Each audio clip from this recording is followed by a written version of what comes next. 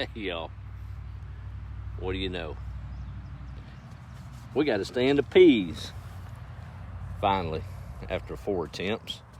It's still a little sparse, but yes sir, it's coming on. It is coming on. Been riding the lawnmower and the tractor all day. Foot still on the mend, but I'm about 99.5%, at least in the morning. After being on it all day, it kind of reminds me it's still attached, but not too bad. We've got a few little old weed issues out here to tend to, but overall, we finally got them peas up. Chickens have been happy all day, and the turkeys, they've got out of lockdown because there's no pea seeds to eat. They've germinated. That sunshine's sure looking good here in East Texas today. I think we last report I had on this old place, and it's pretty close to accurate, 35 inches for the year against a 20-inch normal. That's enough, ain't it? Careful what you wish for, they say. I wanted the whole pasture in the garden, and I got it. I forgot to include I wanted stuff to grow in it. Like that old boy that's about to lose his car dealership. Been in it for years, but time was done. Competition was too fierce. And he was walking along the beach in the mully grubs and found him an old bottle with a genie in it and rubbed on it. And genie popped out and said he got one wish. He didn't have to think long. He said, "You know what I want? I want to be the only foreign car dealer in a major metropolitan city." Done. He was in a walled office overlooking a huge city. No clue where he was at. He opened the door and said, "Secretary, where am I at? Who am I?" She said, "Sir, you are the only Cadillac dealer in Tokyo." He probably should have put a few more parameters on that wish, you reckon? Oh, ain't no sense in worrying about stuff. I was even able to cut a good little truck path around the whole pasture today with that rod and lawnmower. I got a bush hog, but the time it takes to hook all that up and take that tiller off, which I still need, I had it done. But boy howdy, this place looks good today, if I say so myself. Hadn't mowed it this year. Oh man, DW's done found the amaryllis. He's gonna growl at me, y'all. He's always getting me distracted. He'll eat that plant to the bulb. It'll come back, but it sure makes a pretty flower. He does. He gets so mad at it. He knows I'm coming. Look at this crazy thing. Caught you prowling, didn't I? Okay. You're not gonna growl at me then, are you? You like that red bud? Get on now. That's what's so bad. He knows when he's doing wrong. I guess that's like us too, though. We know when we're doing wrong. Pastor's been talking about it a lot lately, and I've always been of the opinion I hadn't always got it correct, but I think at the end of the day, if you do right all the time, pretty much come out ahead, and a lot of stuff will fall into place all around. One old boy that thought he was doing right, but he wasn't, was an old lawyer. He'd been a lawyer for a multi-millionaire 30, 40 years. And the old man was dying and called his confidants around him. His pastor showed up, lawyer and doctor. And he said, "Preacher, you ain't going to agree with me, but I want to give it a shot. I got plenty of money. I'm going to give all y'all $100,000 cash. And after I'm gone and the funeral's over, if y'all slip it in my casket, just in case, we can take some to the other side." Preacher shook his head. He said, "I don't believe you can, but I'll do what you want." So time progressed, and a few months, the man passed and had his funeral and packed out the facility. At the graveside, when people started to filter off, the three went up to the casket, slipped an envelope in there, and walked away. A few months later, they called each other for a little meeting, talk about things. Preacher had something on his mind. He had to get off with the other two.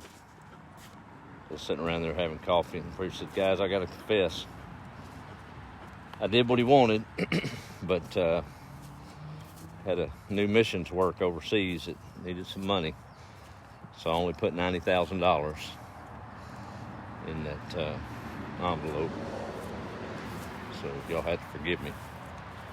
The doctor said, I cannot believe that you would do something like that as a man of the cloth. But while we're talking about it, research facility needed $5,000 for a cancer drug, so I went ahead and took it out of that. I put $95,000 in the casket. The lawyer was sitting there, just could not believe what he was hearing from a doctor and a preacher, him having the worst reputation. He got upset and he said, I cannot believe you two, of all the people I thought that would do right, and y'all didn't. I'll have you know that I wrote a check for the entire $100,000 and put it in that man's casket. Not sure who did right there and who didn't. You reckon?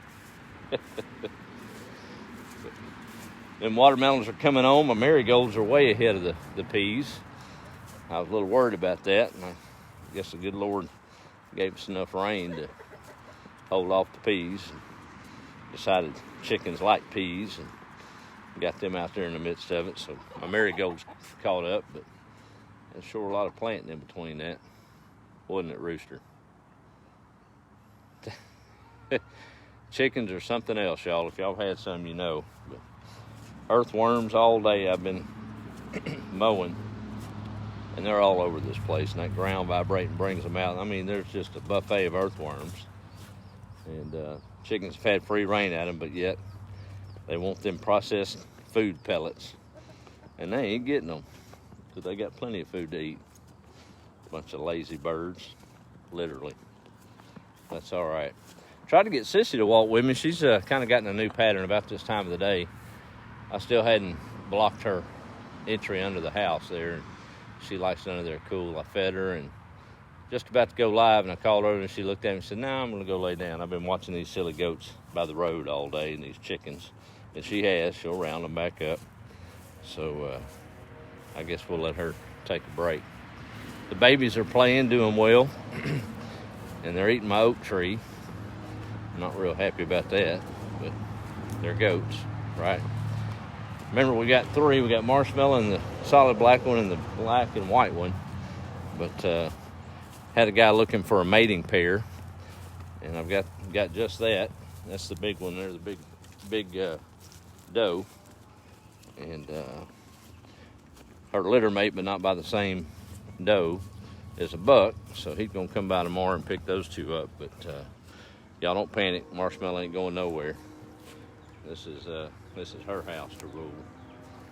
So that's part of it when you're raising livestock. That's what you're doing. You're raising livestock to, well, it ain't no business. Ain't no way to make a living at it on this level, but you can't have them all. That's part of it. Marshmallow ain't going nowhere, are you, baby? It's a pretty sight watching them on this mowed ground. But yeah, I was a little fearful about that old patch out there. I don't guess fearful, but worried would be a better word. But it's going to come and go as it pleases. But it's sure looking good today. We got some more rain coming next week, but the plants are up and they'll hold. In the wash spots on that hill, any pea that made it past the seed is still standing, even though it might have been underwater. Some of y'all remember on my birthday weekend back in March, I was gone for 3 or 4 days. Probably one of the best weekends of my life with my kiddos. But had a little silly mouse, which we've taken care of that problem, thank goodness. Get in there and eat all my tomato starts. I got frustrated when I come home. I had 200. Just threw the whole flat, dirt, everything out off the side of the porch where the eaves drain the water. And I noticed about a week ago, I guess there were some seeds yet to come, because as hard as I was trying to grow them tomatoes and all this rain right there where it comes off the roof, I've got at least 20 tomatoes 6 inches high ready to go to the ground. So shows me what I know, huh? I guess throw the seeds out here on this ground and let it grow. Right? It's like that little old boy that was worried, hated the dark, scared to death of it. I'm talking about scared now, I'm telling you. And his mama asked him to go to the pantry and get some tomato soup for supper. Of course, pantry's in the back of the house. It was dark, closet. He begged his mama, he said, "Mama, it's dark in there, there ain't no light. And I'm scared of it, don't want to go." She said, "Son, you got to go get it. I need your help." "Mama, please don't make me." She said, "Son, don't worry. Jesus will be with you in there." He thought about it. He said, "All right." So he walked back there to the old pantry in the back of the house and opened the door. It was dark. Dark, dark. He looked in there and he said, "I ain't doing it." But he had an idea. So he stopped before he turned away and closed the door. He said, "Jesus, if you're in there, can you hand me a can of tomato soup?" We shouldn't worry so much, right? I guess we have to get recharged sometimes. Yep. You know those old power tools that you can buy now? All mine's got cords on them. The few that I bought with batteries, you never can keep up with the charger. But some of them newfangled ones now, y'all know what I'm talking about, them cordless drills and screwdrivers and whatever. Some of them now have a little button on them where you can push and see what the charge level is. That way you know if you got enough juice to do whatever job you're doing. Those are mighty nice.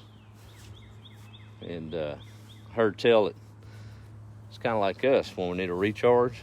I think that's what mowing this lawn and just all the good things around me that I choose to recognize, they've always been there. But, some are better than others this year. It just got me to reflecting. But sometimes you do need a little recharge. And even us, we have a little indicator there as well. Ever had anybody push your button? Yeah.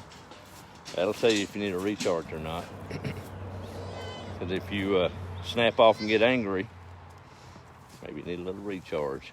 Might need to talk to the good Lord in a prayer other than a comment on a Facebook post saying you're doing it. Oh. No. Good evening here on the farm. Good weekend ahead. Goats are happy. JoJo's laid out rubbing on that Bermuda. They've had a good day. Every day's a good day though, isn't it? If we choose to make it that way. I reckon so. Well, let me do a quick roll call and we'll check off for a Thursday night. Friday's tomorrow. And I'm going to have a fantastic weekend. I can assure you. I might find a little bit more about that as we go forward. We'll see. But sure proud of this old place this evening. Looks like it did back in 2019 when I got after it. I don't know if I could have cleared it like I did back then. I was moving a little slow today.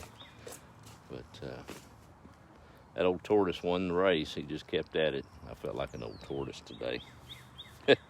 But it got done, so that's a good thing. All right, let me see who all's on here. We're going to call it an evening.